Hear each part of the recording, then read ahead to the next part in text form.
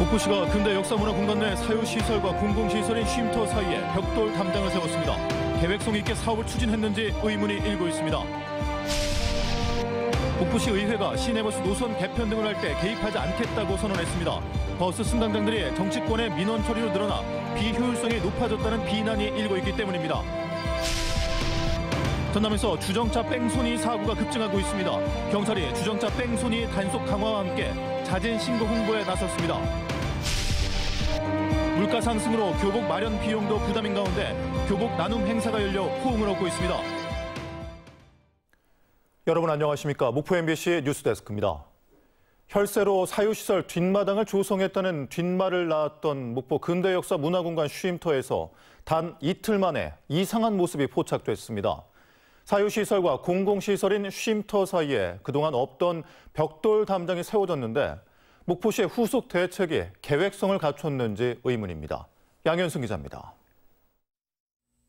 목포시가 근대 역사 공간에 조성 중인 유일한 쉼터.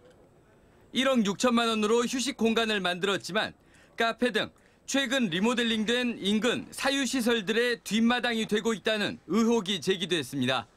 천천히 해놓으니까 그런 부분도 많이 말이 나왔어요. 누가 생각하니까 그런 부분에 좀 주의해서도 이건 이직 교환이가 아니냐. 공교롭게도 MBC 취재 이틀 만에 쉼터에 새로운 공사가 이루어지고 있습니다. 사유시설과 쉼터 사이에 벽돌로 된 담장이 생겨난 겁니다. 역시 통유리창과 출입문이 달린 카페 건물은 제외됐습니다. 앞서 목포시는 쉼터를 사유시설에서 격리하겠다는 구상을 내놓기도 했습니다. 차라리 펜스를 쳐라. 조금 더 특혜를 주는 것처럼 누구든지 오해를 할 거 아니냐.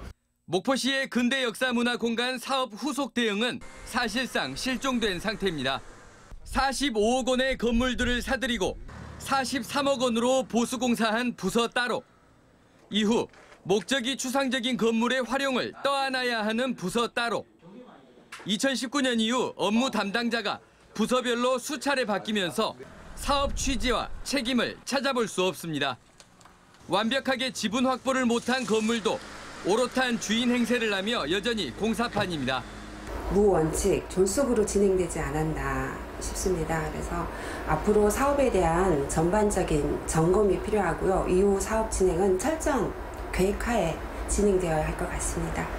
목포시의 후속 대책은 고작 지금까지 제대로 근대 건물들을 활용하지 않았던 부서에 잘 활용하라고 당부하는 수준입니다. 각과의 이제 그 활용 계획에 대해서 다시 한번 점검하고 이렇게 좀 미진한 부분들에 대해서 해결책을 지금 같이 좀 찾아나가고 있는.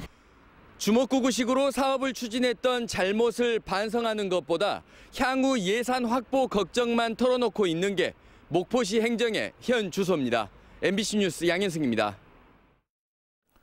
목포 시내버스 승강장들이 정치권의 민원 처리로 늘어나 비효율성이 높아졌다는 MBC 보도와 관련해 목포시 의회가 노선 불개입을 선언했습니다.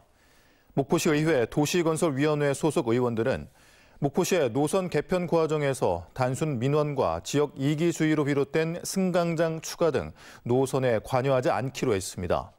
또 합리적인 노선 개편이 이루어질 수 있도록 시민들의 지혜를 모으고 시민 눈높이를 충족하는 용역 결과가 나오도록 힘쓰겠다고 밝혔습니다.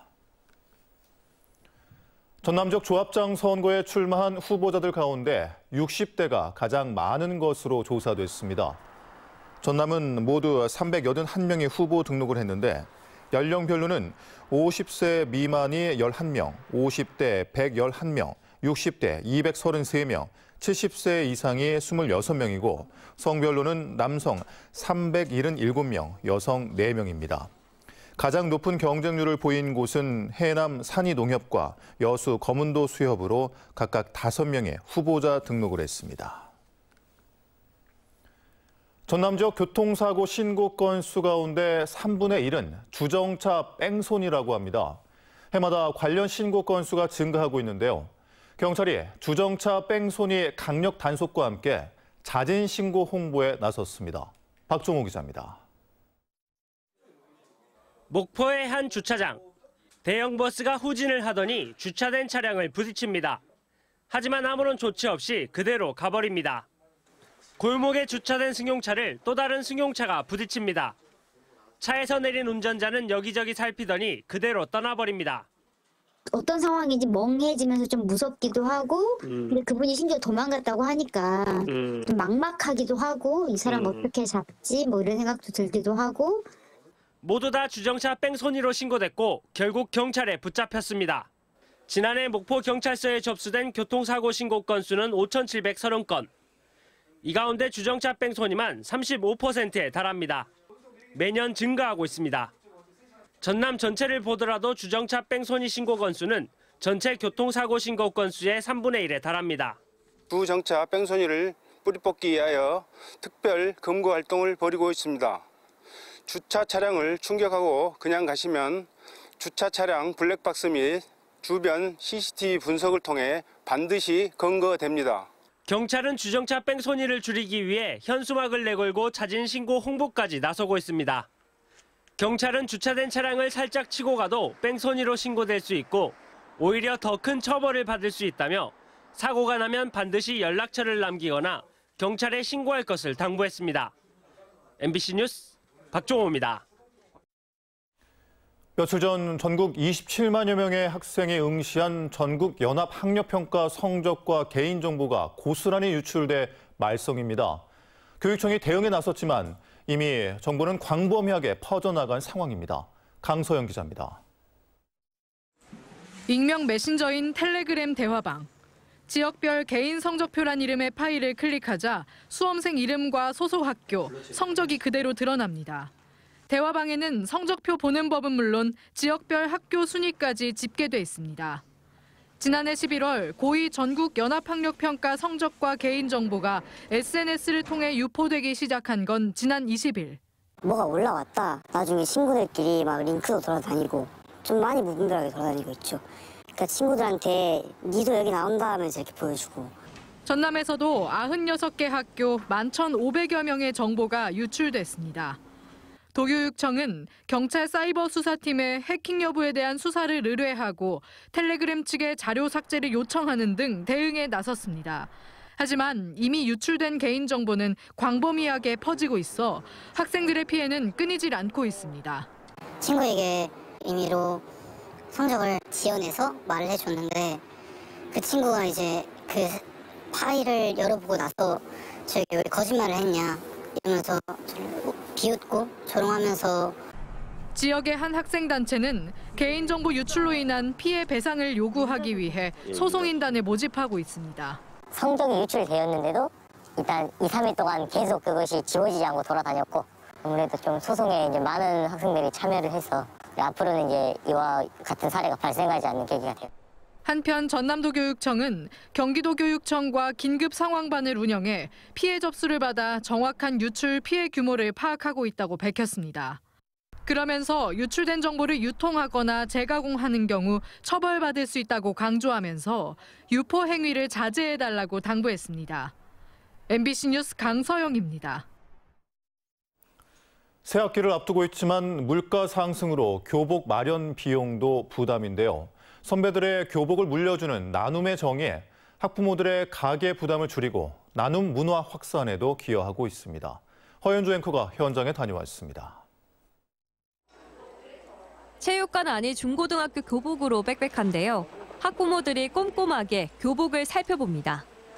목포시 34개 중고등학교가 참여한 사랑의 교복 물려주기 행사입니다. 자켓과 조끼 그리고 넥타이까지 중고등학교 교복이 7천여 벌 준비되어 있습니다. 2008년부터 16년째 이어오고 있는 사랑의 교복 물려주기는 코로나19로 3년간 미뤄졌다가 다시 열렸다고 합니다. 물가 상승 등으로 자녀들의 교복을 구입하는데 부담이 큰 학부모님들. 표정이 매우 밝습니다. 잘 못 입을 줄 알았는데 세탁이 다 깔끔하게 되어 있고 사이즈별로 구별이 되어 있고 또 여기 자원봉사자분들이 잘 도와주셔가지고 잘 골랐어요. 각 학교에서 수거한 교복들은 자원봉사자들이 드라이 클리닝부터 세탁, 다림질까지 도맡아 준비했다고 합니다. 많은 사람들이 이제 이렇게 기부를 했잖아요. 근데 이제 그게 필요한 사람이 이렇게 찾으러 와가지고 그 과정을 제가 도와주는 것 같아서 너무 뿌듯하고. 세탁하고 다림질을 하다 보면은 단추도 떨어진 것도 있고 단추 위치가 잘못된 것도 다시 달고 하는데 굉장히 보람을 느끼고. 인기가 많은 자켓이나 셔츠 등은 눈 깜짝할 사이에 없어져 버렸습니다. 다른 옷은 있는데 이에 맞은 것은 사이즈가 없고 그래서 바지도 좀 크는데 이제 바지는 줄여서 입을 수 있으니까 하고. 후배를 사랑하는 선배의 마음이 담긴 교복. 행사가 끝나고 남은 교복은 또 다른 도움의 손길이 필요한 학생들에게 전해집니다. MBC 뉴스 허연주입니다. 오늘 낮 2시 30분쯤 강진군 칠량면의 한 야산에서 불이 나 임야 500제곱미터를 태우고 1시간 30분 만에 진화됐습니다. 산림당국은 표고버섯 자목 생산시설 주변에서 처음 불이 시작된 것으로 보고 정확한 화재 경위를 조사하고 있습니다. 목포 택시업계가 3월부터 이른바 콜비로 부르는 호출비를 1,000원씩 부과합니다. 지난 2019년 확정된 목포 택시 운임 고시에 따라 목포 택시는 호출당 1,000원의 호출비를 받도록 했지만 적용을 미뤄왔으며 택시업계는 코로나19로 인한 승객 감소, 낭만콜 호출 취소 증가 등을 호출비 적용 배경으로 설명했습니다.